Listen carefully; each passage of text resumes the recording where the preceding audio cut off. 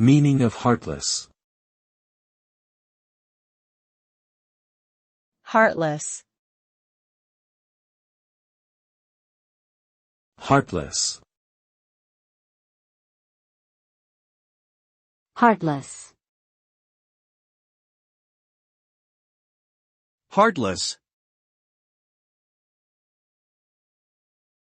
Heartless is an adjective used to describe a person or action that is without kindness, compassion, or sympathy.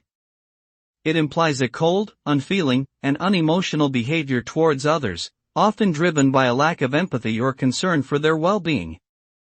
A heartless person might be someone who takes pleasure in causing pain or suffering to others, or someone who consistently disregards the feelings and needs of those around them. In essence, heartless refers to a state of being where emotional warmth, understanding, and empathy are absent.